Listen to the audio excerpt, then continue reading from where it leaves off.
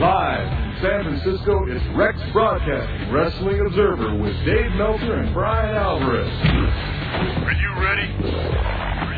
Let's get it on! How's it going, everybody? This is Dave Meltzer. We're going to be here for the next 2 hours talking pro wrestling in our new time slot, 8 to 10 p.m. Sunday night Eastern Time and 5 to 7 p.m. Pacific Time. And we're just following the NFL playoff game, and the 49ers won. And I guess it was in the last minute because they were losing when I got out of my car to get here. So that's quite interesting. We've got Brian Alvarez here. Bruce Mitchell from the Pro Wrestling Torch will be joining us in about a half an hour. And we're going to be taking your phone calls on the current scene of professional wrestling. We can talk about Raw, SmackDown, the Tokyo Dome, which was on Saturday, and plenty of other things. The Raw anniversary show, the direction of the WWE. I actually went to a WWE house show on Friday night in San Francisco at the Cow Palace, and it was actually not that good of a show. We can talk about a little bit about that as well as Portland wrestling. If you thought that Owen Hart thing on Raw on Monday was appropriate, and if you did, I want to hear it because, quite frankly, I didn't. So anyway, talk about a lot of stupidity in professional wrestling. Actually, I want to wait until Bruce Mitchell comes on because I think he has like a laundry list of it. But I've got a lot of things in the last 2 days. Actually, Saturday was quite a stupid day for professional wrestling, I'd have to say, all in all. When was the house show, Friday or Saturday? The San Francisco house show was Friday night. Okay. I don't remember too much stupidity in that one. It's not really a great show, though. But a lot of guys hurt. Interesting, just before I got here, I was reading an article, and it kind of relates to pro wrestling. Actually, it relates to it a lot. The Japanese Sumo Association is going to start testing the sumo wrestlers for anabolic steroids because the injury rate has gotten out of control, and they are blaming it on perhaps a lot of usage of steroids. They don't know, but that's one of the culprits they believe, and they're going to start testing. Wow. Yeah. I would have said I was surprised like maybe a year ago, but I've seen so many guys that are on steroids that look like they were not on steroids that it does not surprise me anymore. Well, that's one of the funny things about the steroids is, people have an assumption of what a guy on steroids looks like, and most of them don't. Yeah. I mean, a few of them do, but no, because it's like I saw like on a website somebody. What are those famous lists of? The list, people were voting on who they thought in the WWE was on steroids, and I'm looking at it, and it's like, I was just going like, man, you people are so naive. Because, these lists are comically short, like 5 guys. Yeah, exactly. It's like, if we're going to conservatively say that 80% of the guys on steroids are in the WWE are on steroids, 70 to 80%, go through the list, and you're going to find out that it goes pretty deep. Anyway, we're going to come back right after this. You're listening to the Wrestling Observer Live on the Sports Byline USA Radio Network.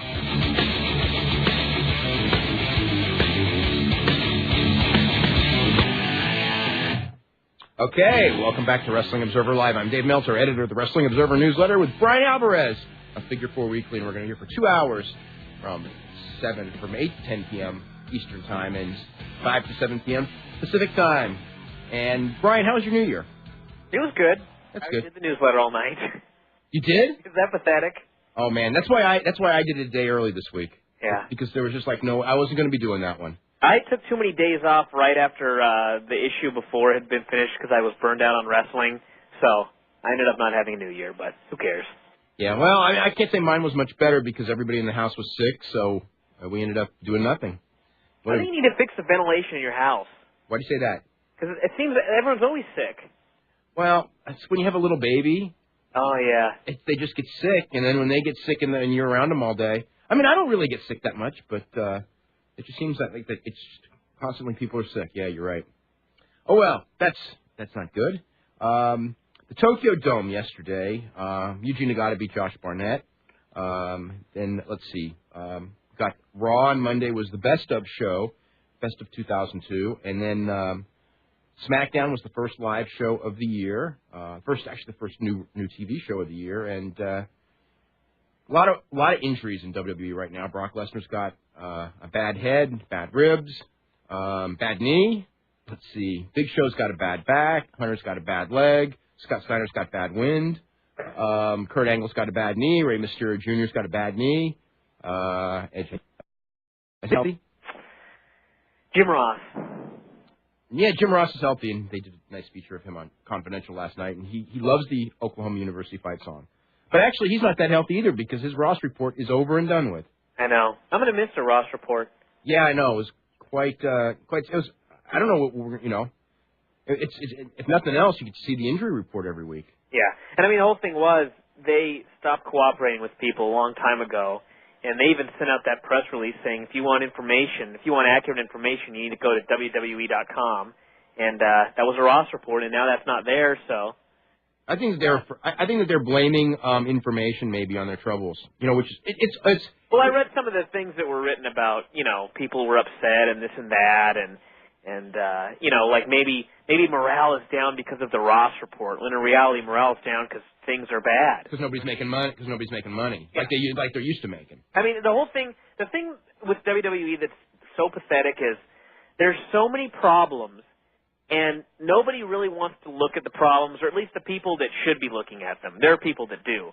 But the people that should be looking at the problems don't, and they're always looking at something else to blame them on. Oh, it's the Ross report's fault.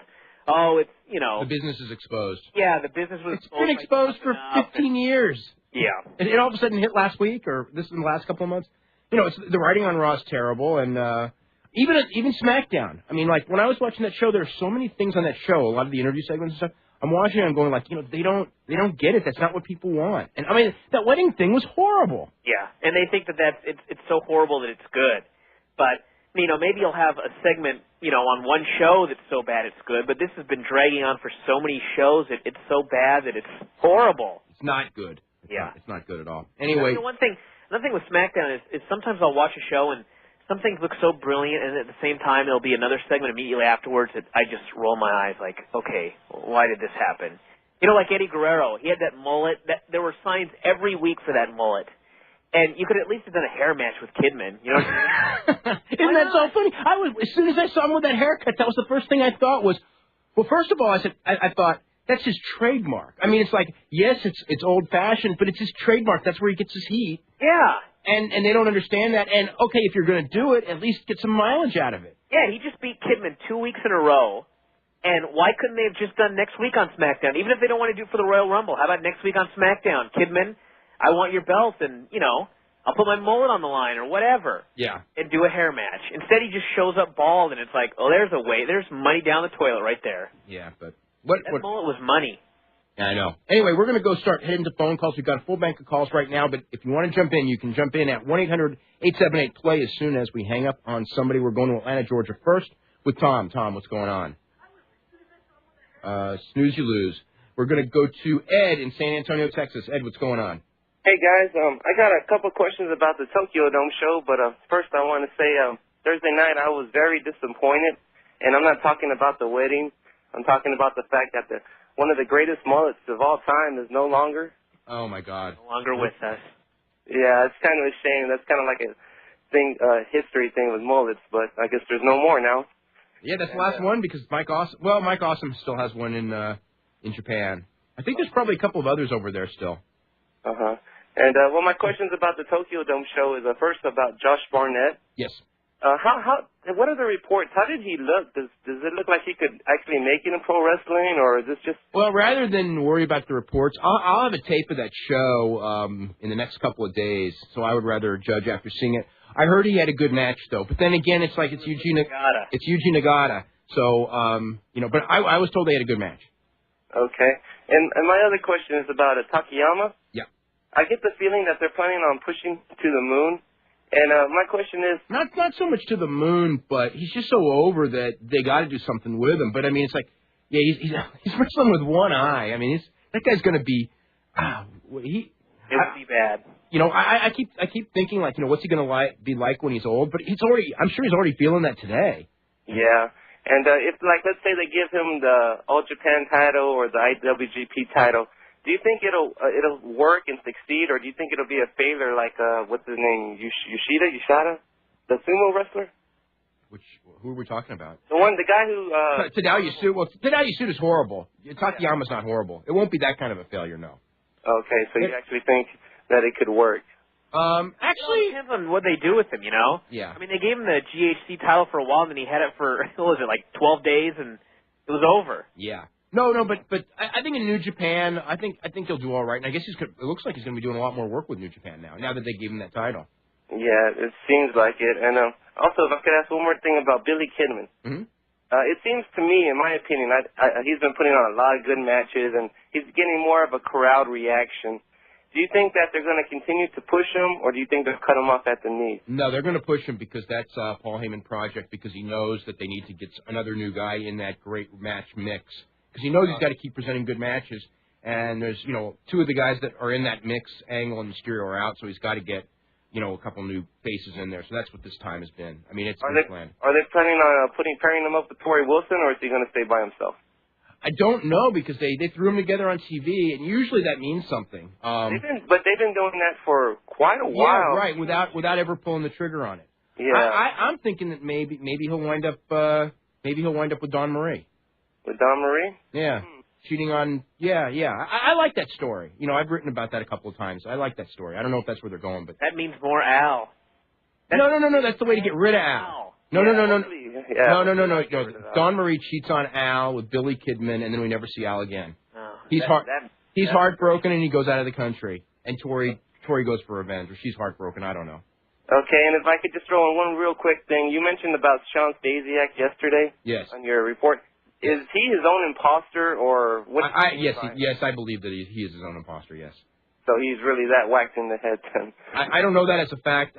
But yeah, he is that whacked in the head. Professional diagnosis, but it is a theory. Yeah. Okay. All right, we got to get going, Ed. Okay. Okay. We're going to go to Jonathan in Savannah, Georgia. Jonathan, how are you today? Hello. Hello, Jonathan. Yeah. What's going on? Nothing. I was just on hold. Okay. What's going on? You're on the air. Oh, I'm on the air now? Yes, you were on the air, Jonathan.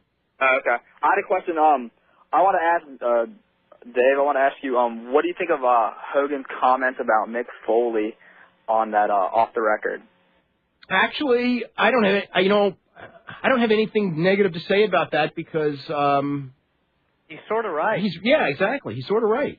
So yeah, I don't have anything bad to say about that. And I'm I'm friends with Mick Foley, and but no, I don't. It didn't get me mad when I read it. I mean, I know a lot of people got mad because they love Mick Foley, but it's truth. Mick Foley did throw his body off cages. Yeah. And he did eat cheeseburgers. Yep. And I mean, and his career was over young. 34. And yeah, so I think that's pretty accurate. Okay. And my other question for you, I actually read something. I think it was through the Torch about is Vince actually thinking about, this is the rumor, and I want to ask you, the Bishop actually handing over Raw to Bischoff? I've heard that rumor for a month, and now that it hasn't happened in a month, I'm thinking that it's probably not true. I don't know. I mean, stranger things have happened, but I don't think so. I just wonder how it would even be done, because I can just see Vince giving him, but supposedly he was going to give him power and let him hire and fire. No, they'll never do that. They'll never do that. But even creative control, I can see Eric booking something and, Vince just going crazy on the sidelines for a week and then scrapping the whole thing. Yeah, but the other thing also is Eric's not a booker. Yeah. Eric's not a good creative guy. I mean, that's like one of those myths. Well, I think he's a creative guy in that he can come up with good ideas, but not necessarily know how to execute them. You know what I mean? Yeah, to a degree. I think he's more of a creative production guy, not a creative wrestling booker guy. Yeah. Well, I mean, maybe just thinking up concepts that could be done, but not knowing how to do them. Like, we saw the whole Peace Festival and got the idea of the invasion or whatever the hell the deal. When he went to the Tokyo Dome. Yeah, but that's not knowing how to actually execute it on his own TV. Yeah, but that's not a booker. That's just someone who watched wrestling and paid attention. Yeah. Anyway, we're going to go head to a break right now. We're going to have Bruce Mitchell up in about 10 minutes. And we'll see you right after this break. It's listen to Sports Byline USA, Wrestling Observer Live. Okay, welcome back to the show. I'm Dave Meltzer, editor of the Wrestling Observer Newsletter, with Brian Alvarez of Figure 4 Weekly, and we'll be joined by Bruce Mitchell of the Pro Wrestling Torch in just a couple of minutes as well. One of the things earlier in the show we were talking about steroids, and you mentioned that a lot of times people don't realize guys that are on them. There's the other extreme. I know some people who think that everyone who has a decent build must be using steroids. Yeah. And it's not, that's not the case either. Mm-hmm. I don't know. So, but you'd be surprised at some people who were. I think there's some people that don't know how to work out. And so they see people that have a body and assume, well, he must be on the juice. Yeah. Well, one thing I thought was pretty interesting. Did you see the ESPN Outside the Lines piece on UFC? No, I don't think so. Okay, well, they showed the Josh Barnett hearing, and, Josh Barnett tested positive for steroids. And Josh sat there and just goes, look at me. Okay? And you could see, they had this test that said he tested positive for 3 different steroids. And the doctor just, they were not amused by that. That was not a good excuse. Well, that's the exact same thing that I thought when I heard that he tested positive. It was like, wait a second. Josh Barnett? And that opened my eyes. Okay, but if you look at Josh Barnett a year before that, and then on that show, you see a huge physical difference. Yeah. He just has horrible genetics. Yeah. I mean, horrible. But which is another thing. People probably would look at him and think that he can't fight. Yep. And that has nothing to do with it either. Yep. So anyway, we are going to get back to the lines. They're all lit up right here, and we're going to go to Jeffrey in New York City. Jeffrey, what's going on? Hey, what's up? I have a question. This is not anything on the contemporary scene. I'm reading Lutez's book, and there's something in there where he wins his first NWA title, but there's a dispute that's saying that it may have been the Missouri Championship, but he hasn't explained what the controversy is. Do you think you could shed some light on that? Do you mean the Everett Marshall match? Yeah, I think that's the one. Well, the NWA wasn't formed until 1948 or 49. Well, not the NWA title, but the first title that was considered a world title. It was. There were a lot of different world titles, but that was considered one of the major world titles. Yeah, that he won. It was. I don't know if at the time it was the #1 world title, but it was certainly among the top world titles. Okay. So it wasn't like it was some rinky-dink title or anything like that. Okay. Yeah. Second question. Back in the 1800s when the carnies, when they started doing hooks, in the book, he never mentions how did he learn these hooks? I mean, I know some wrestlers. Probably trial and error. Yeah, at the very beginning you develop them by just, You fight, and then all of a sudden you find something that works, and then you just keep doing it, and you refine the technique. They didn't learn it from anything like judo or jiu-jitsu? Well, judo and jiu-jitsu all came from the same, they all came from the same thing. They were judo tactics, they were submission wrestling tactics, they're all, you can label them whatever you want, but they were all learned by trial and error in competition, I would guess. Think about pro wrestling now. Think of the moves now that were not done 10 years ago and how they were developed. Just guys fooling around and, maybe I can put this dude's head here and do this or that, and you just develop new stuff. So that comes to my next question. If guys like the great technicians, the great shooters at the time, like Danny Hodge and Ed Strangler Lewis and Frank Gotch, I guess, if they were in today's world, in today's times with the moves that they learned at that time, they probably lose to some of the greats like Kurt Angle in a real match.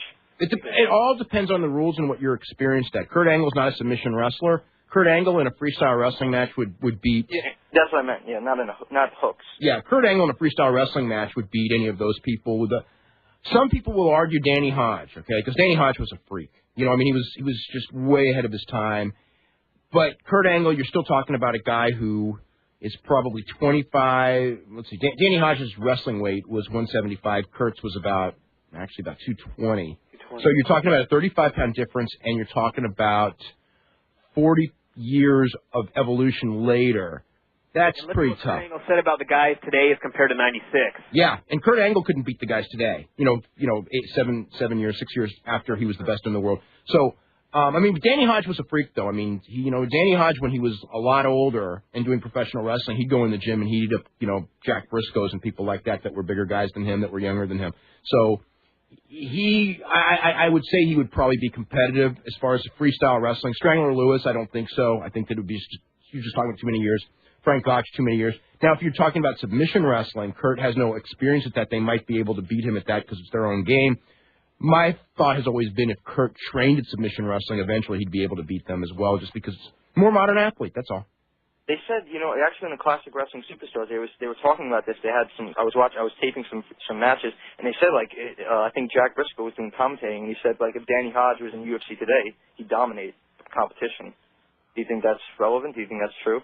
At 170, if Danny Hodge could get to 170 in his class, in his weight class, I think it would be very difficult for anybody to beat Danny Hodge.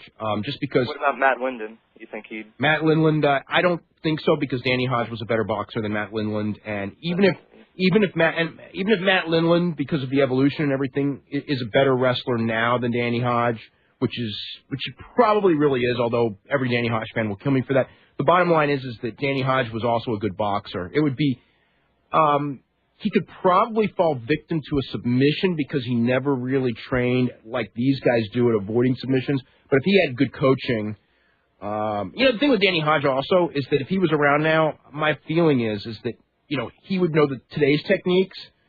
And at his weight, God, he'd be pretty tough to beat.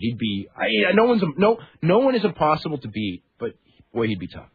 I don't dispute that. Just at his weight with the right training, even today, boy, that guy, again, because he was a freak. That would be a dream match, though, Cael Sanderson and Danny Hodge, because they're both undefeated. Boy, Cael Sanderson and Danny Hodge. So, Cael Sanderson's 15 pounds heavier. Again, the thing with Danny Hodge is that he had a genetic gift of strength. He also has never taken off his feet, so that's... He was never taken down in collegiate competition, which Cael Sanderson was, but, Cael Sanderson is an awesome wrestler, and he's quicker than Danny Hodge ever was. Not stronger, but quicker, and much better technically. So, it's hard to say. I mean, I would say that the modern guy would win, though. As far as just pure wrestling, as far as if it was a UFC match, I would think Danny Hodge with his boxing background would beat Cael Sanderson with no boxing experience. Obviously. One last quick question. This was about something you wrote with Andre Miyata. Akira Maeda? Yeah, Akira Maeda. Yeah. How come pro wrestlers who've been in the rings with Andre say he's the toughest guy they've ever been in? Because he's so big and scary, and you look at him, you go, what the hell can I do with him? They didn't try and shoot on him. They just assumed that if they did, he would kill them. He looks too scary. If I saw Kurt Angle, okay, and I saw the Big Show, and they're both mad at me, I would probably be more scared at the Big Show than at Kurt Angle, even though I know full well that if they were in like a wrestling match, Kurt Angle would destroy the guy, and the Big Show would tire out fast. But there's something about being in with somebody who's that much bigger and who is, with the giant wrists and the giant hands, who's that much stronger, that's very intimidating. But the reality is that the best fighters are the guys who've been tested and fought the toughest competition. And Andre was not a fighter, even though, he was a huge, strong guy, though. But again, like with Maeda, he took him down at will. Maeda took the guy down at will. He was kicking him to death. It exposed everything that everybody believed about Andre the Giant, but they still believed it afterwards anyway because they couldn't accept that story, basically. Even though it happened. That's true. Okay. All right. Thanks a lot. Okay, you're very welcome. We got Bruce Mitchell on the line. Bruce, what's going on? Hey guys, how's your Sunday? Sunday's doing great. We've got full bank of calls, and we've got all kinds of interesting questions, as you probably just heard that last call. Yeah, definitely. I don't know. One of the great things about that question is you never really know the answer. Yeah. That type of question. Yeah, but everyone's got an opinion, and I sure have mine. Definitely. But in any sport, that you can compare things, logically, like whether it's running or swimming or anything, the modern guys blow away the guys from the past. And wrestling technically has evolved so much, since the 50s. That, a freestyle champion of the 50s is not going to beat at the same weight a freestyle champion of today. But again, if those guys were brought up with the same training techniques, that's another ball game too. There's so many variables. Yeah, definitely. And also, the old guys didn't have the foundation that the young guys have, and the old guys helped build that foundation. Yeah, well, it's the same thing as professional wrestling workers. Some people will, if you look at something from the 60s, especially if a modern fan looks at something from the 60s, and they'll go, all the hot moves that we see in pro wrestling, none of them are there. That's right. But you can't judge those guys negatively based on that because they were entertaining the fans of the 60s. They were not putting on a match for the fans of 2003. Well, also there's the part about the work style pro wrestling that is telling a story, and the people in the 60s understood their style, that told their story. People, in 2000 understand it, but you've got to go by, to me, at the very end of the day, you've got to go by how many fans wanted to buy tickets to see it. Oh, that was a scary one there for the modern guys. They're not looking too good, although they were looking great 3 years ago or 2 years ago. But anyway, we got to go ahead to a break right now. We're back with more with Bruce Mitchell, the Pro Wrestling Torch, and Brian as well, and taking your phone calls right after this. You're listening to the Wrestling Observer Live on the Sports Byline USA Radio Network. Okay, welcome back to Wrestling Observer Live. I'm Dave Meltzer, editor of the Wrestling Observer Newsletter, with Brian Alvarez of Figure 4 Weekly and Bruce Mitchell from the Pro Wrestling Torch. We've got to give you a regular introduction. Bruce is, like one of the longest-lasting pro wrestling columnists. I believe the word is old. Like 15 years, right? 14 years? Somewhere in there. God, a long time. Has written some of the best articles I've ever read on pro wrestling. In fact, he actually wrote the best article I've ever read on pro wrestling on Brian Hildebrand a little bit before he died. But anyway, Bruce, yesterday and today, I have really come to the conclusion that the professional wrestling world has lost its mind collectively. And I'm not just talking about Sean Stasiak. I just think this industry has lost its mind. Well, it seems like they don't know how to hype themselves anymore. I mean, you and I talked about off the air, but what Antonio Inoki and Shinla said at the New Japan show, it's just like they go out and talk about how their product stinks, and they just don't know what to say about anything anymore. Yeah, I mean, it's funny, like, when did somebody think it was a good idea? I mean, WCW used to do that, and look where they are. But where you go on the air and say, boy, this product is really boring, and think that that's, like, beneficial somehow. Yeah, I know. But don't worry, we're going to fix it in about 6 months. But in the meantime, don't spend any money on it. I think that's what they really think. Is they think, well, we'll tell you that it sucks, and we're going to turn it around, and this will make people tune in to see the turnaround. It hasn't worked. It makes no sense, but how about last night on Velocity when Ernest the Cat Miller said that a martial artist will always beat a wrestler on a wrestling television show? Oh, I know. That's got to just give you a lot of confidence. I mean, it's just the dumbest, in what you're watching, the dumbest thing. It's like you're interested in pro wrestling as a fan, so you're taking your time to watch it on television, and their own commentator tells you you're a fool. Okay, but now, granted, but this begets even a deeper question. Okay, Ernest Miller said that. Okay, it was taped. This was not done live. It got on the air, and more importantly, why is Ernest Miller an announcer? Because literally, he got that tryout on SmackDown when Taz had to go home because his wife was ill, okay? And he was horrible. So usually, you try out someone for a job and they're really horrible. You don't hire them. I mean, do you? Well, that gives you an idea of the, what the people in WWE think of their talent. I mean, people must have thought that Ernest Miller did a good job. What does that tell you? What does that tell you? I know. Unbelievable. You know what's funny is that I didn't, on the internet or anywhere, I never read one person who thought, you know what, they booked the Invasion too. Okay, that answers my question. All right. I'll tell you one thing, listening to some of those commercials, like the athletes may be bigger and stronger and faster than before, but you know what? Primetime television is not better than it was in the 70s. Well, yeah. Well, on the other hand, you had 3 stations instead of. Brian doesn't remember this, but I was going to say 3 stations. You had 3 networks. 3 networks. We didn't have 3 stations. 3 networks, maybe 3 or 4 stations back in the 70s, and that was about it. And you had your UFH station. What I'm trying to say is, you didn't have as many slots to fill in, and there's just not enough talented people. I think that's the way in wrestling in some ways. There's just not enough talented people to fill up what they've got to fill up on television. No, I think that it's bad. What's the word I'm looking for? I think that it's bad hiring because you cannot tell me that they couldn't take a guy off the street and make him better than Ernest the Cat Miller. A guy off of.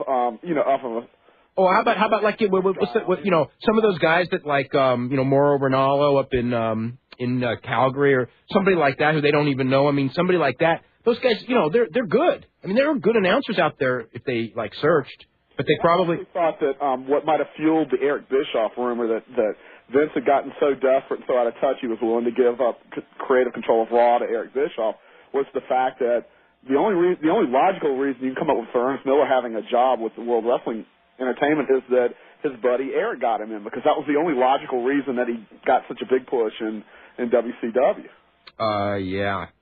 What were your thoughts on Monday about the Owen Hart piece? I thought it was inappropriate. I mean, I just thought that there's a time to remember Owen Hart, and there's even a time to show those clips, but it's not as part of a celebration of the entertaining moments of Raw. And that's what those spots are meant to be. You know, they had the spot where Steve Austin busted up Vince McMahon's Corvette and all that kind of stuff, and it was supposed to be entertaining moments that we all look back on, or that, you know, Raw fans look back on. And instead, it sort of turned what was one of wrestling's biggest tragedies into just another moment, and I really didn't like that. I thought also it was very uncomfortable to see, having watched Jeff Jarrett speak on live television about how, not on live television, but on an interview about how, with Mike Tenay, about how he didn't think there was a place to talk about Owen Hart on a wrestling show, and of course a wrestling show in there, they were using his own words on that show. I just thought it was, everything is grist for the mill with the WWE, and that can be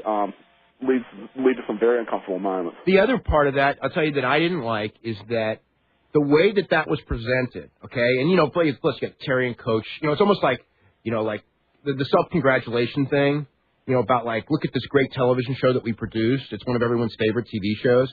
But it was also, I felt that they were pushing to get people to vote for that as their favorite Raw moment, so they can make a bigger deal out of it on the 14th. Right, and also they're still sensitive about the idea that they have some culpability in the negligence that led to Owen Hart's death, and if they can get people to really go, oh, what a great celebration of that, that idea that's in wrestling now that Owen just died in some sort of accident that couldn't have been avoided is strengthened, and I think that's a bad thing. I mean, it was what it was. There's a reason why they paid that huge settlement, and it wasn't because they were just really nice. Well, you know, one of the things, you know, when you get off that subject, my problem with it was not so much that, you know, of what happened to cause Owen Hart's death, but the company's reaction after Owen Hart's death. It's like, you know, you can go in there and just go, you know, we're all family, and Owen was part of our family too.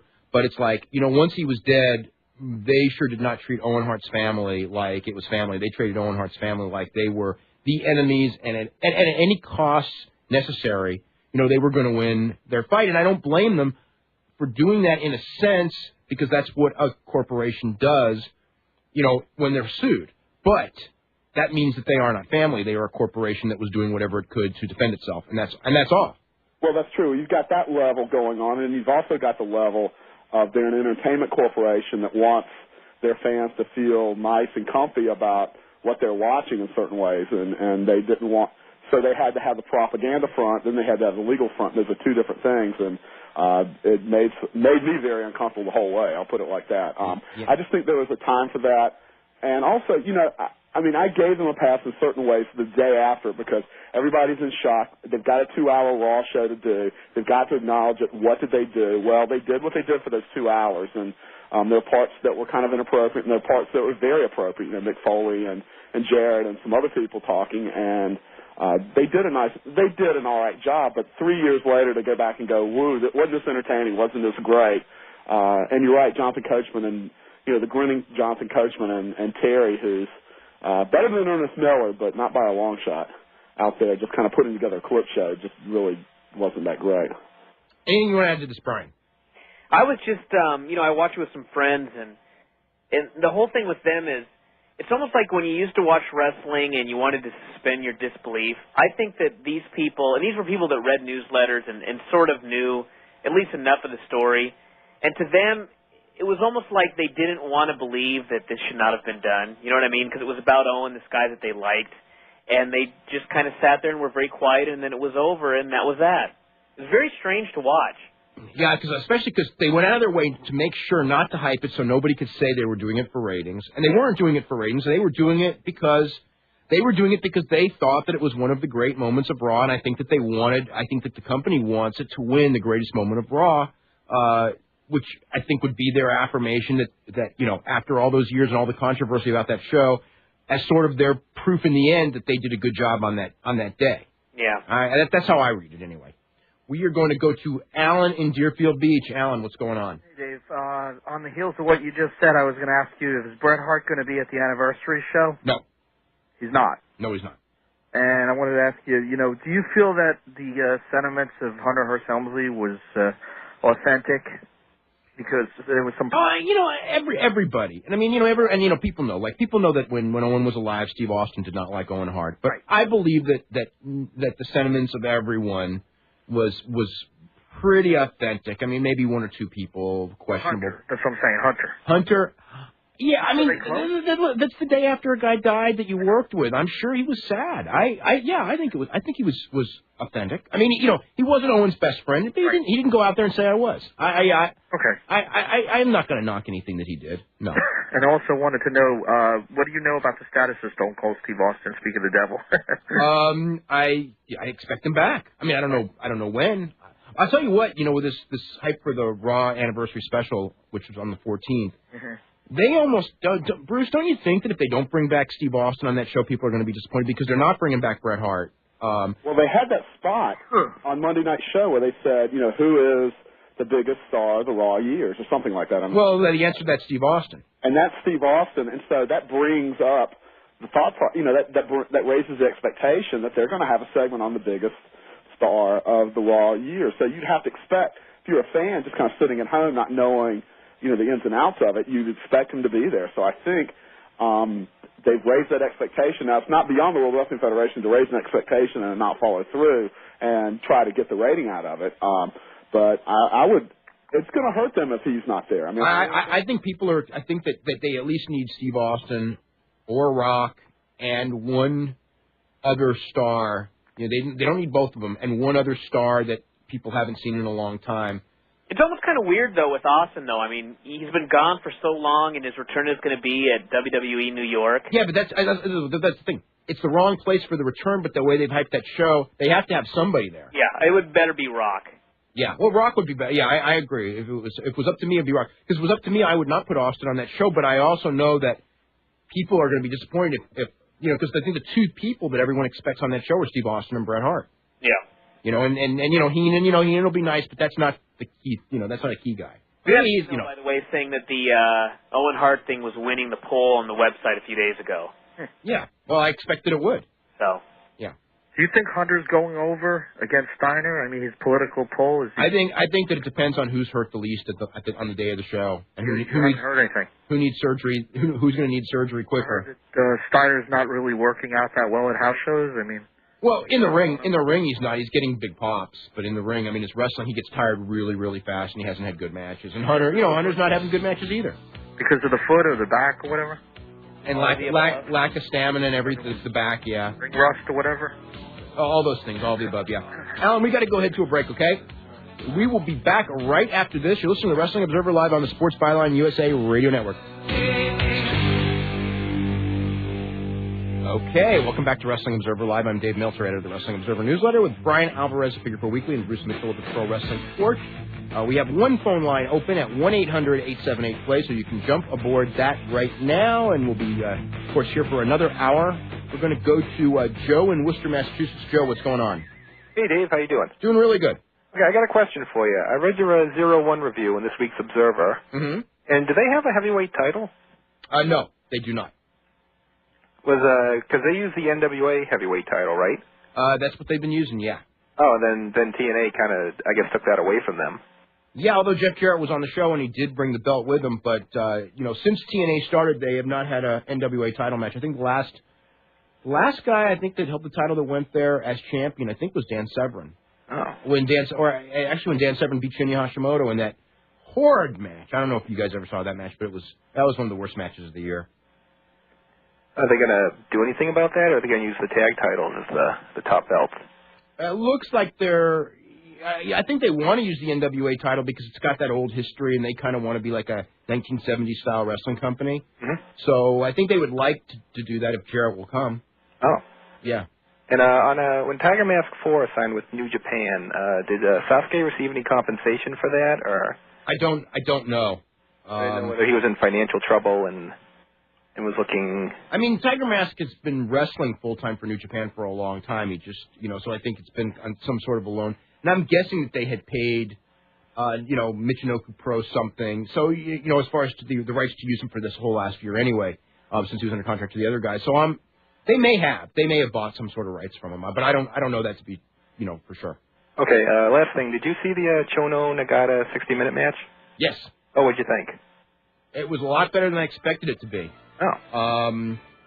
It wasn't slow, it wasn't boring, and it was very good. I wouldn't go like match of the year, and I don't rate it as high as a lot of people have. Mm-hmm. But I thought it was, for Masahiro Chono, to do a 60-minute match. Yuji Nagata's a great wrestler. You can't take that away from him, and he can carry guys. And that was one of his better performances. Okay? Okay, that's all I had. Okay, very welcome. All right, we are headed to our hourly break. We're back with Bruce Mitchell and, of course, Brian Alvarez, second hour, talking about whatever you want to talk about in the world of pro wrestling. You can hop on board on the phone lines as well. And we'll see you right after the news. You're listening to the Wrestling Observer Live on the Sports Byline USA Radio Network.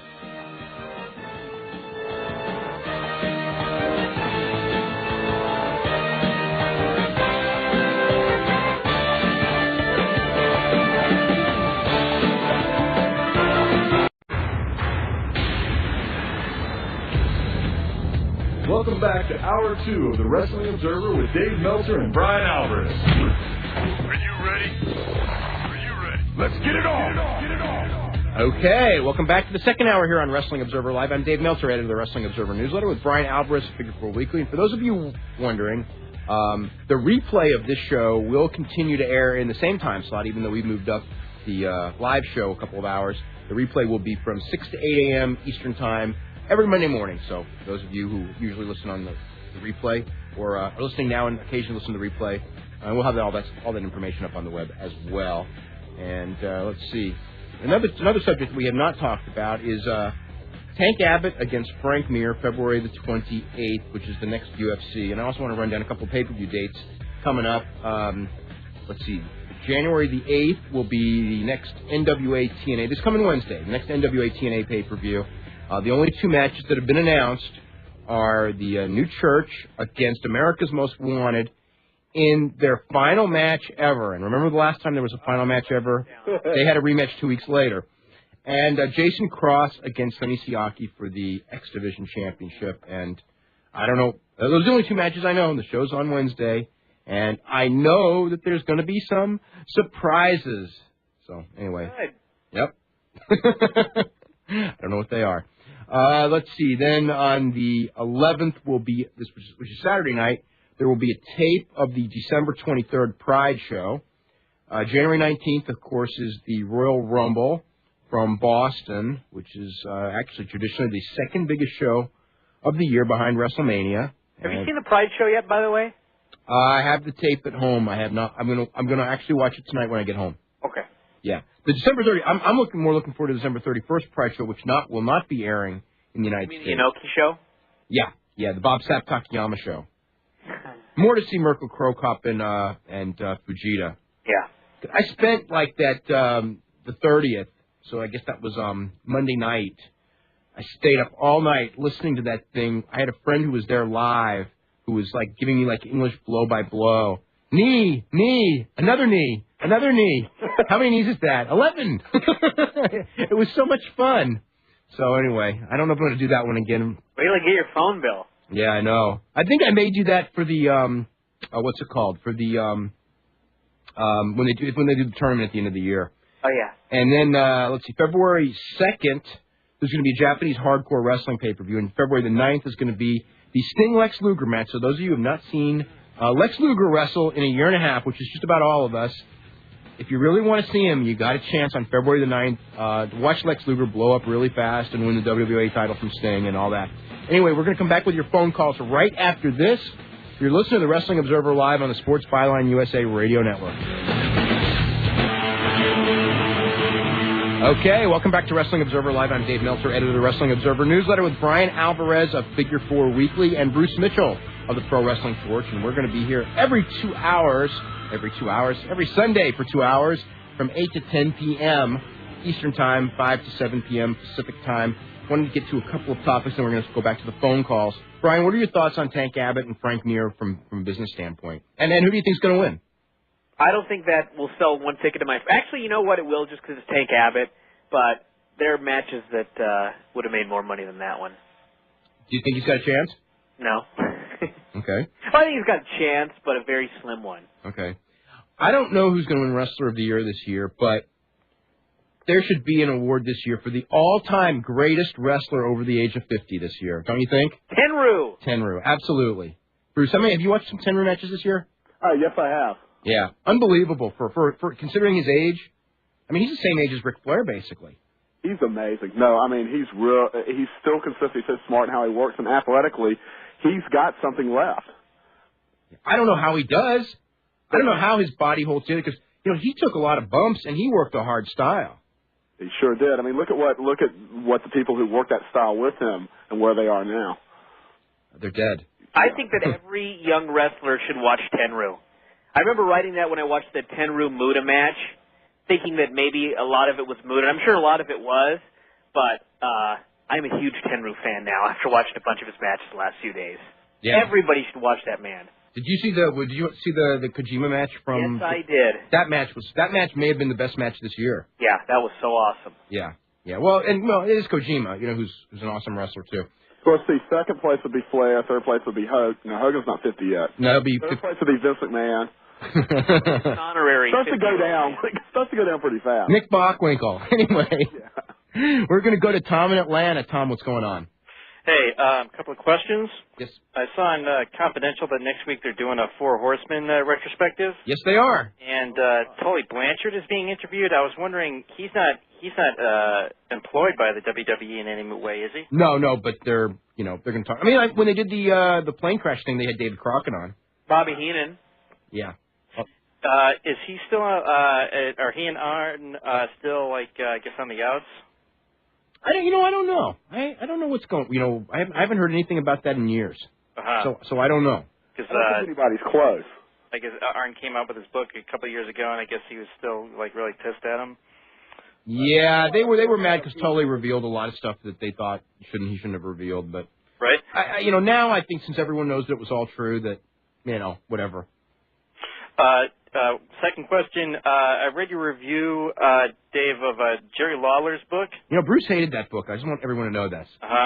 Bruce hated that book. I really did. Why?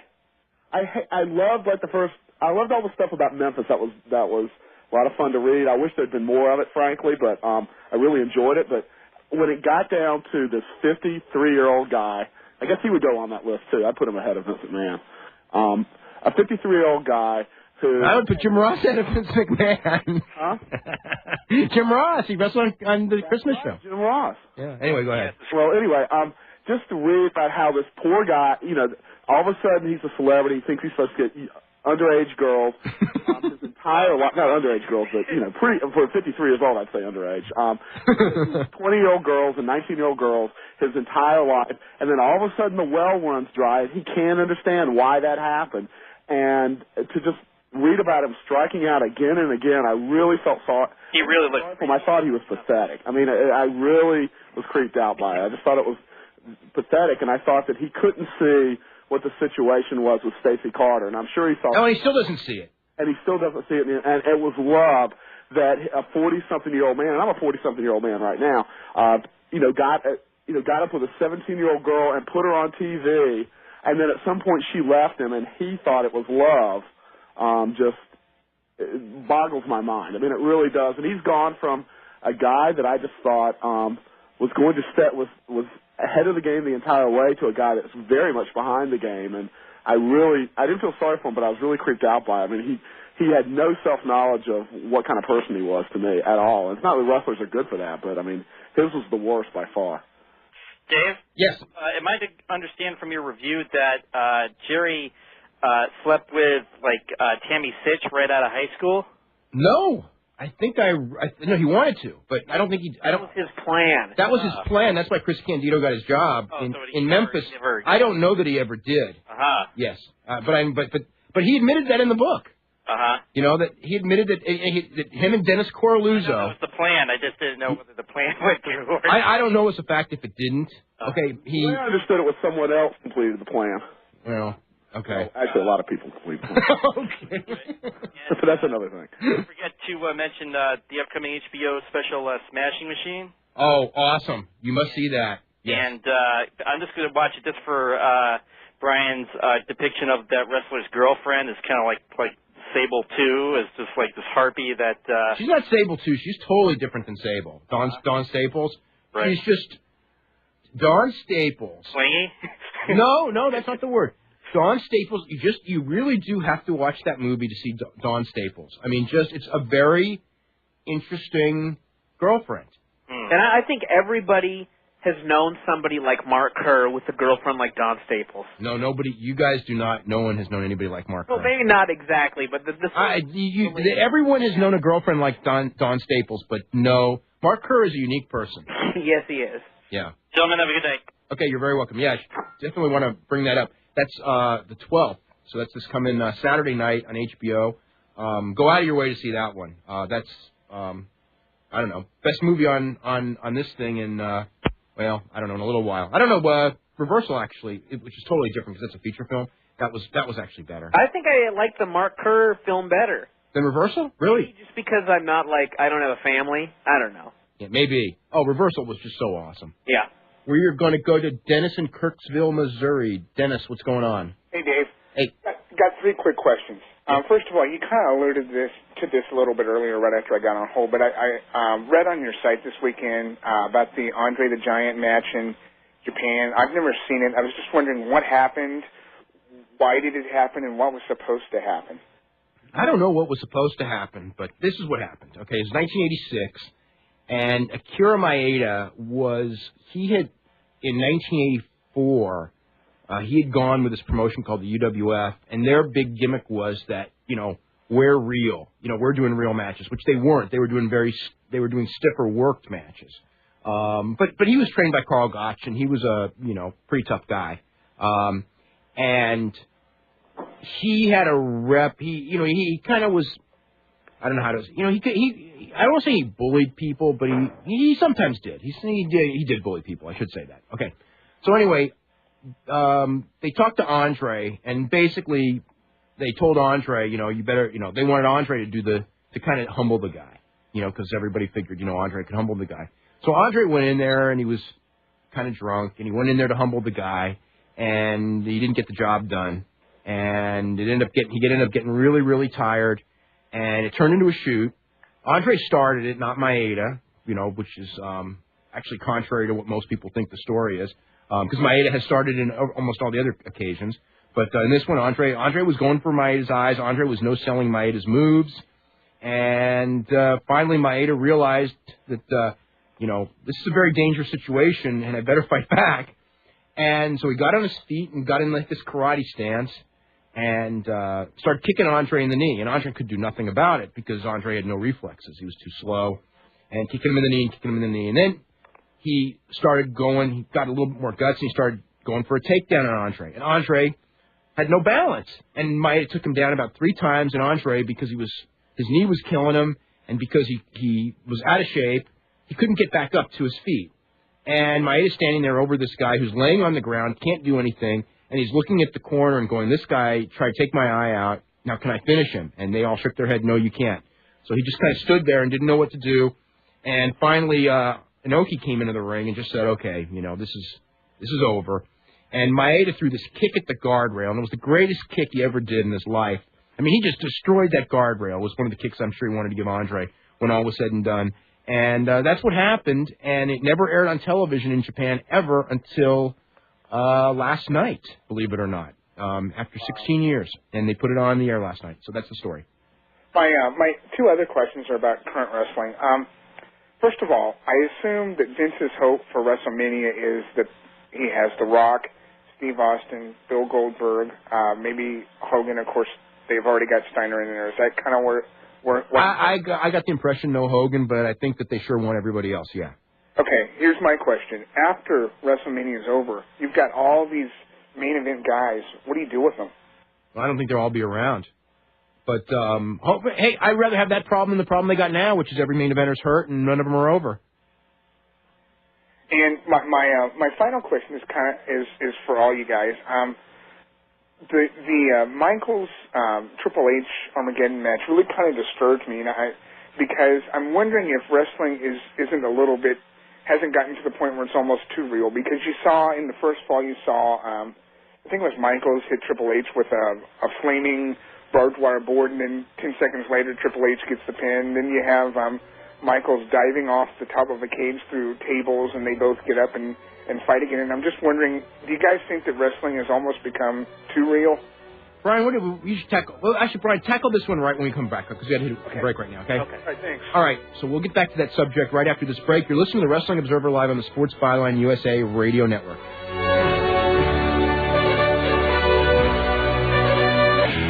Okay, welcome back to Wrestling Observer Live. I'm Dave Meltzer, editor of Wrestling Observer Newsletter, with Brian Alvarez of Figure 4 Weekly and Bruce Mitchell of the Pro Wrestling Torch. If you want information on how to subscribe to the Wrestling Observer Newsletter or Figure 4 Weekly, you can go anytime to www.wrestlingobserver.com. There's also updated news items every day and a lot of features throughout the week, TV reviews and all that, and as well as information on how to get Figure 4, which, believe me, you want to get, and Wrestling Observer Newsletter, which you probably want to get as well. And Bruce writes for Pro Wrestling Torch, and you can go to pwtorch.com, and there's info on that.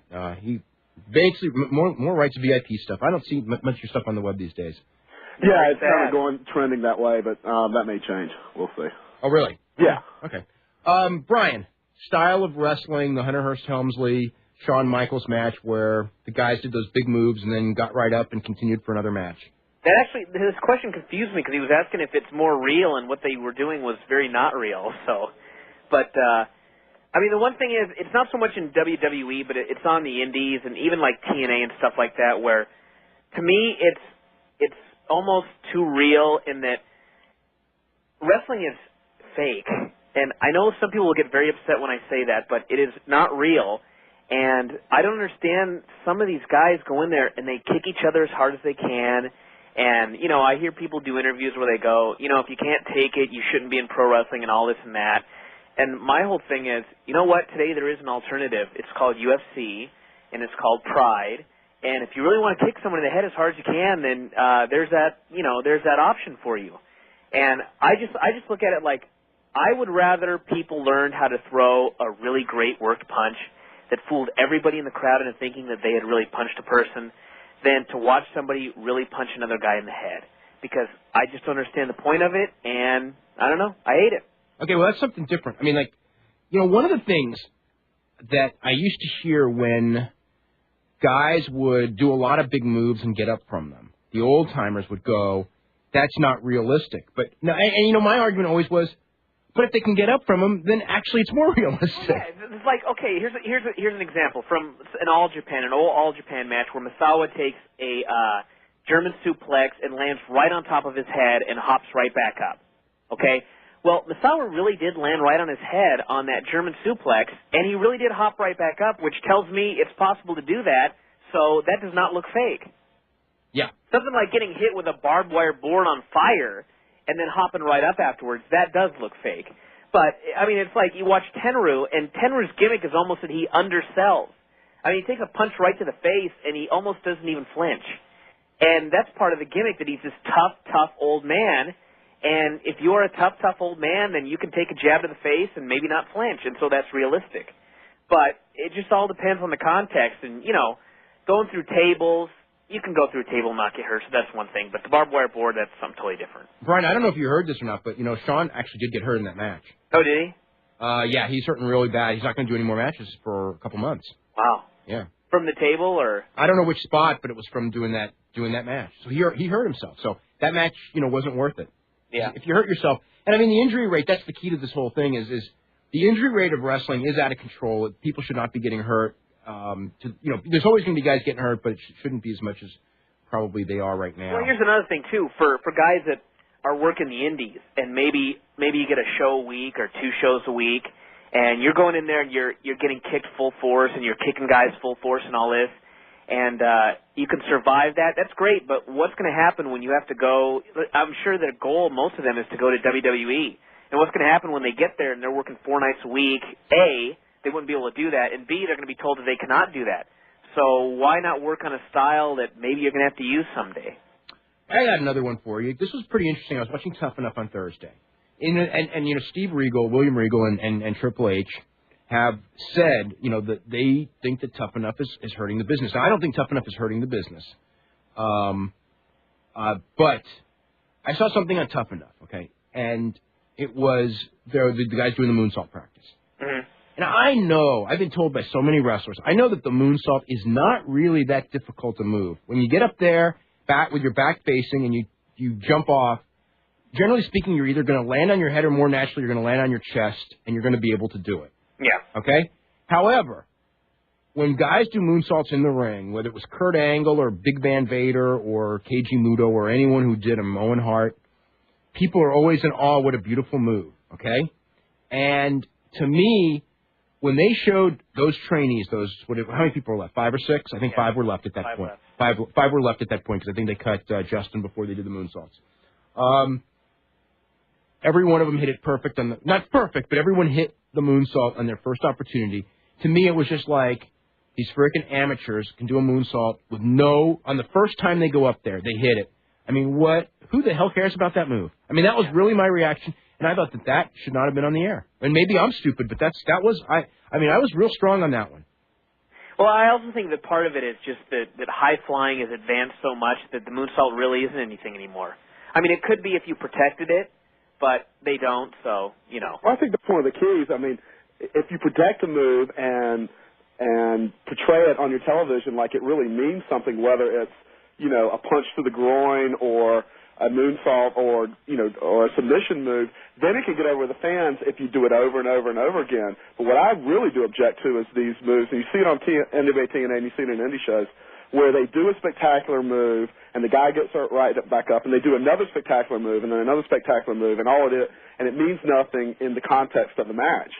And, if you're going to kick somebody as hard as you can, that should be something that's built up to climatically, not just, last indie show I went to a couple of weeks ago, second match on the card, two guys did just these horrible looking dives into tables and I was just, why? Why would you do that? And the crowd didn't pop for them. The crowd was all right, because it didn't mean anything. It didn't build up anywhere. And I'm sure those guys were hurt. It's just a matter of taking these things out of context, too. I've never seen anybody in a fight with a 2x4 wrapped in barbed wire, set on fire, that hit anybody else with it. And I've never heard of that in a fight. So is that realistic? No. Is it realistic for these guys to get up? No, not at all. We really need Jim Cornette on the show when we're discussing this, because I know he would just go insane. Yes, he would. And if he saw that Tough Enough segment, he'd have been really insane. Let's go to Michael in the Bronx. Michael, what's up? Hey, Dave. How's you doing tonight? Doing really good. Do you know the real reason why Mitsuya Nagai left All Japan? To go to New Japan. He started at the Tokyo Dome as the fifth masked man, and they said they're going to end up with 10 of them. But he just got a better offer from New Japan. That's all. All right, and for the February New Japan lineups, they got Christopher Daniels listed for every show. I didn't even hear that, but I'm not surprised. Okay, you think they're going to sign him? If he's going to be on every show, they're going to probably work on getting him. Yeah, they must have been. He's where he worked some of their big shows last year, so I guess they liked. He does real well over there. I think they said Liger was interested in him after the top of the Super Juniors last year. I don't doubt it. He's a good worker. All right, cool. And finally, did you read the Bite This report about Kevin Nash mentioning Razor Ramon? Yes. What do you think? Is Kevin Nash being Kevin Nash? Kevin Nash is being Kevin Nash. He's going to keep that guy's name alive forever because when Kevin Nash stands on his own, he has a whole lot less charisma than when he stands next to Scott Hall. Exactly. All right. Thanks for taking my call. Okay. Very welcome. I'll tell you what. I'm scared of Kevin Nash coming back. That's an injury that a lot of guys don't come back from that are younger. Yeah. And look at Triple H. Granted, his was a little bit worse than Kevin's, but he never came back from it. Yeah. That also reminds me, we were talking about protecting moves and making them mean something. Look at all the guys that do super kicks, and Shawn Michaels means something and nobody else's does. Yeah, his timing is usually perfect on it. Yeah. Not always, but usually. Let's go to Derek in Manchester, New Hampshire. Derek, what's going on? Hey, guys. First of all, I just want to tell you how much I respect all three of you writers. You're truly a credit to the profession. But two quick questions.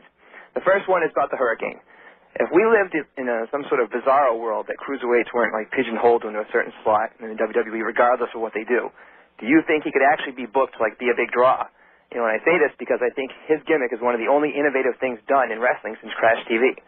However, I'll acknowledge that I'm a huge comic book fan, and that might bias me. But I do write on the Torch website often how the success of things like Spider-Man the movie show that the audience that the WWE is not attracting at all right now are ready to accept something like his gimmick. I was wondering what you guys thought of that. I think it's an entertaining gimmick, but I don't see. Not I a mean, tough to guy. me, I don't see it anything more than like something that you do underneath, like what Crash Holly was doing a couple of years ago as the Hardcore King. It's just something that you put on a show, but not a. I don't see Hurricane as a main eventer with that gimmick, or anyone with that gimmick as a main eventer. I don't think there's a real comparison between what the Spider-Man movie did. I speak also as a comic book fan of many, many, many years, so I can't really, I see where where Hurricane, gets the stuff, but there's not very far you can go in depth with a character like that. It's just something that's cute and funny. The other part of his character that really is a problem is, and I think it got him on the air, is he's got the lisp. And they thought it was funny that he's kind of a dumb guy, thinks he's a superhero and all that. And that gets kind of tiresome after a while. I think he's an athletic enough guy that he's got a future, but I don't see it for the rest of his career as a Hurricane. And the other thing is, if you're going to compare him to the movies, I remember when years and years ago, remember when Brad Armstrong was Arachne-Man? Yeah, that didn't get over either. And that didn't get over either. If you compare him to the movies or even to comic books or whatever, there's only so many powers that they can show a guy having, and we've seen pretty much all of that. So, a guy in a cape, he looks kind of silly, and I don't know. There's not that far you can go with it. And I think they've gone about as far as they can with it. Okay, we're going to have to head to a break right now. We're going to be back right after this. You're listening to Wrestling Observer Live on the Sports Byline USA Radio Network. Okay, welcome back to the show. I'm Dave Meltzer, editor of the Wrestling Observer Newsletter. We're here with Brian Alvarez of Figure 4 Weekly and Bruce Mitchell. And we're going to be here every Sunday night, which I guess means that next week, since we're going from 8 to 10, we're going head-to-head with that movie that we've been plugging. Good. No, that's actually not true. I think the movie's at 10. So we're not. We're going to be right before the movie. So anyway, that's not bad. Lead in for the movie. Right after Sunday Night Heat that nobody watches. Remember when Sunday Night Heat used to be a big deal? Yeah. It wasn't all that long ago. It's like, I don't know, they gave up on that thing. Let's go to Shiloh in Salem, Oregon. Shiloh, what's happening? Hi. Hey. How you doing? Doing good. I saw the debut of Portland Wrestling on WB Saturday night. What did you think? I think it's pretty good. I think it's a good start for him. Okay, good. I think Adam Firestorm looks really good. American Dragon, of course, obvious. It wasn't a great match with those two, but I think it can get better from there. I think they were doing the best with what they had to work with from those guys from ECCW. Brian Alvarez, I'd never seen you wrestle before. That was pretty good, especially with the grappler. Again, doing the best you could. It was nice seeing the commentators, not seeing Don Toss anywhere around. That was, I think, really good. But my question about the new Portland Wrestling is, how are these guys going to get paid? They're giving tickets away, and I know that's done a lot in the business today, but how are they going to pay these guys and keep this going, especially if they're not going to be running house shows anywhere around the state of Oregon? It's strictly advertising money. Okay, because they did have quite a few plugs for products all throughout the show. Yeah, the plugs were everywhere, and they don't have any rent or anything like that because it's a studio. And the WB owns it, so I guess they just figure if they get enough to cover advertising, then they're set. Okay, and then in recent weeks, you've been talking about the dilemma with WWE, the broadcasters sucking, Coachman, the list goes on. What's being done on the independent scene to kind of maybe groom some new people? Well, nothing's being done directly. Announcers? There just happen to be some people on the independent scene that have done it that are fairly decent.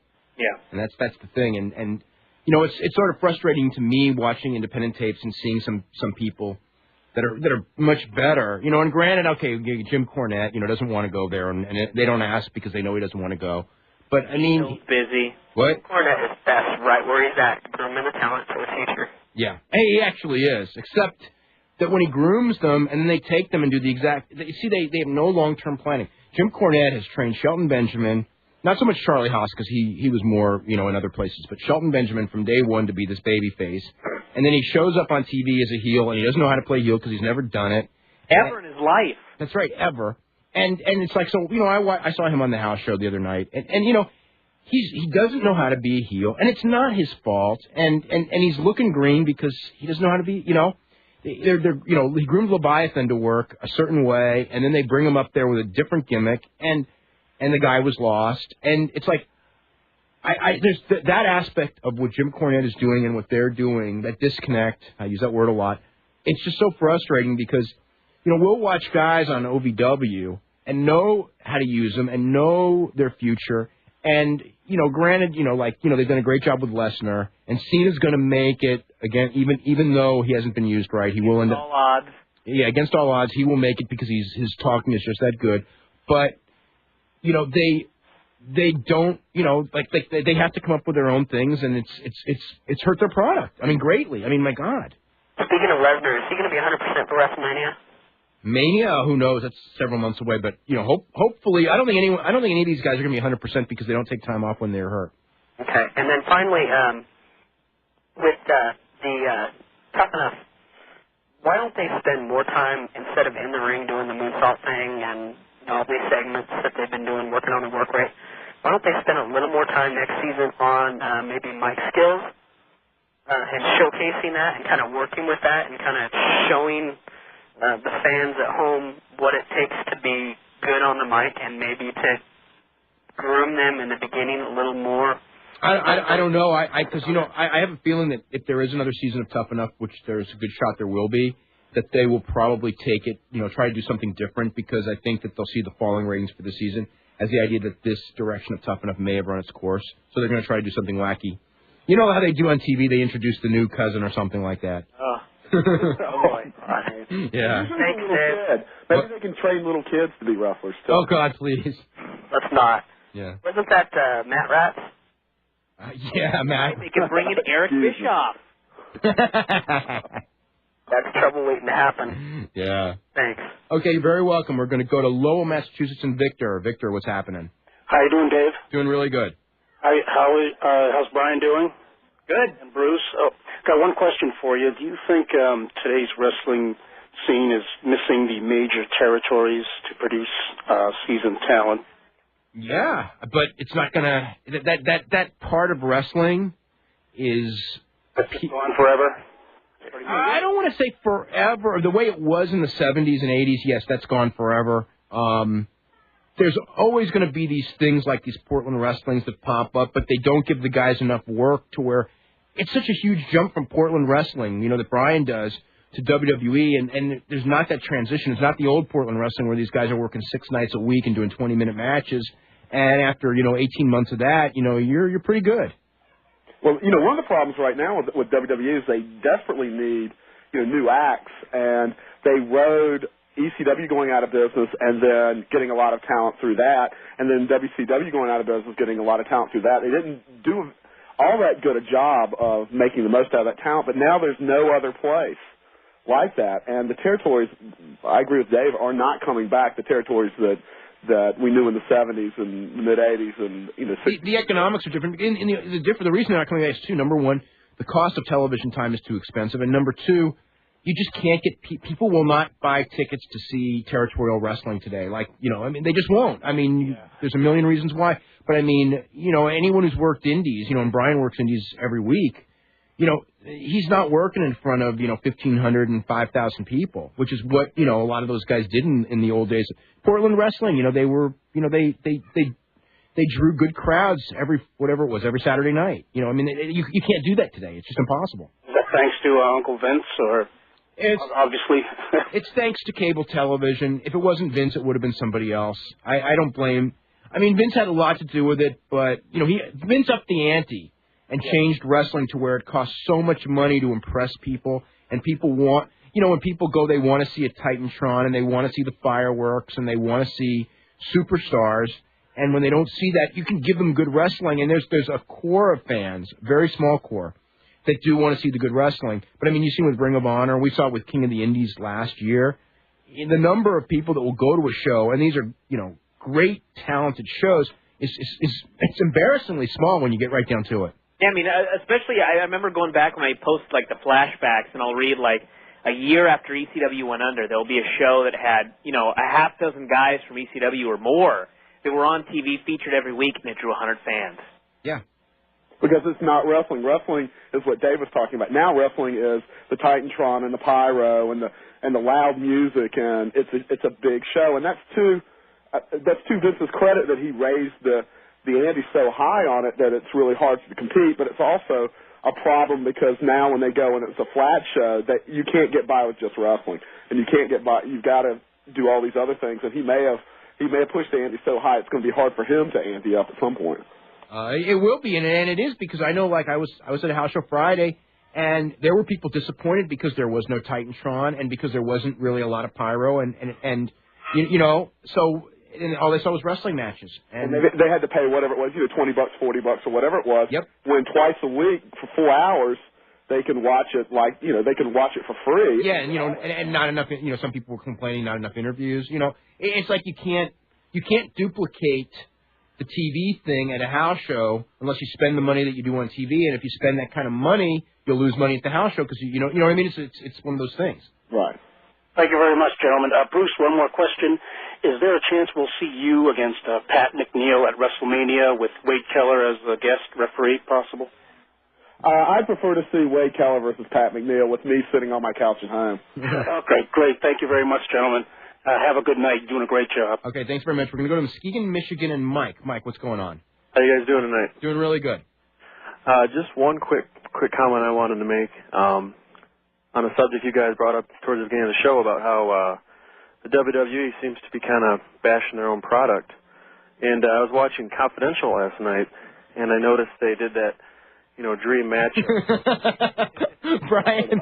between RVD and Superfly Snuka, and they, for some reason, they decided to say Snuka was the better guy. That was mind-boggling. That was more mind-boggling to me than what Ernest Cat Miller said. I'm just, you're trying to. One of those guys you can sell tickets for. The other guy is retired. Which one do you want to push? All it did is prove to me that Mike Tenay's wife knows more about wrestling than any of these people running their company. Because the first thing she said, why are they saying this? That's a good question. What, is Jimmy Snuka coming in? No. Well, then why are they saying this? Exactly. There's a time where, those guys probably thought, when they were kids, this mythic figure was Jimmy Snuka. They were big wrestling fans, and he was the big. Hey, I mean, I remember it too. Watching that stuff, and I mean, Jimmy Snuka was it for a couple of years there in New York. I remember the first and only television taping I went to at the WRAL TV5 studios, and he was there, and I thought he was the biggest bastard I'd ever seen in my life. Little did I know that 20 years later he wouldn't be in the top 100. But I just can't believe someone didn't just stop him and go, look, Rob Van Dam's our star today. Just say that he was a great star, but Rob Van Dam would take him because wrestling's so much better, or WWE's so much better, or we're sports entertainment now, or put over your own product. But I guess there's sometimes to me in WWE where they're honest, where they should be shilling, and then, of course, they're shilling when they should be honest. Kind of wonder if Triple H maybe was in the booth and they were producing that one. That was my thought. I don't think so. I don't think he wants to wrestle Jimmy Snuka. Yeah, really. All right, guys. Well, thanks a lot. Okay, very welcome. Let's go to Adam. Adam, we've only got a second before the break, so... All right, should I say the question, or you just want to go to break? Go ahead. All right. I read Hogan's book, and I'm not sure. Did you read the book yet, or? Oh, the book. Yeah. It took me about 5 pages of writing and 2 days to correct the mistakes in that book. Yeah, that book was unbelievable fiction. Yeah, if you're looking to compare it to Foley's book, it's not something you want to read, and I am surprised I stuck out the 3 days to read it. But the one thing that stuck out the most to me was his comments about Bret Hart and a specific chapter. And he was confused as to why Bret Hart does not like him and why... Bret Hart does like him. That's the funniest part of the whole thing. That's what confused me as well. And well, hold on. If you want to talk about that, we're going to go to a break right now. We'll hold, and we'll come back right after this. You're listening to Wrestling Observer Live on the Sports Byline USA Radio Network. Okay, welcome to the final segment of the show here on Wrestling Observer Live. I'm Dave Meltzer, editor of the Wrestling Observer newsletter. These 2 hours always goes by way too quick because we're about out of time. I'm going to go back to Adam, because we're here with Brian Alvarez of Figure 4 Weekly, as well as Bruce Mitchell, and he's talking about Hulk Hogan and Bret Hart. Okay, Adam. Yeah, this is probably the thing that stuck out the most to me in the book, and as you said before the break, he was really reluctant. He didn't really understand why Bret Hart would trash him in his Calgary Sun column. And Bret Hart did when Bret Hart worked for WWE and never thought he would ever be working for WCW, worked for WWF, he used to trash Hulk Hogan and Ric Flair pretty regularly. Once he went to that company, he had to make peace with both of those guys, and he did, and he never trashed either of them ever again. Well, see, what confused me was that Hogan was all like, "Oh, why doesn't Bret Hart like me?" And what I took from it was that they went over the whole situation at the King of the Ring where he was going to drop the belt to Yokozuna, but he didn't want to drop Hulk Hogan, he didn't want to lose to Bret Hart, basically. And what I thought was that Hogan really didn't want to job to Bret Hart overall, and that's still to this day. I still believe he would never job to Bret Hart, whether, Bret Hart was bigger than him or not, but... He never did, so I guess that answers your question. Basically. I don't... And they were supposed to wrestle at Starrcade 98, and Hogan got that program derailed. Yeah. So, I mean, I think there's something... Hogan's got his way of thinking. That's all I can say. And that book pretty much showed how big of an ego he had, because there was lots of times where I would just in my mind I would say, wow, he's on an ego trip right here, just reading his sentence. And that whole book, he sees himself as Babe Ruth. I mean, he sees himself bigger than wrestling. And so as someone who's just wrestling disrespects him, you don't disrespect the king. I mean, and I don't mean Lawler. I mean, you don't. That's how he sees it. That he's this guy that raised the level for everybody, that made everybody else money, and they should be grateful, and they should just ride his coat.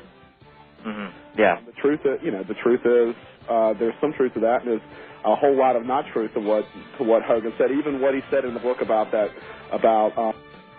F title didn't add up if you knew the situation.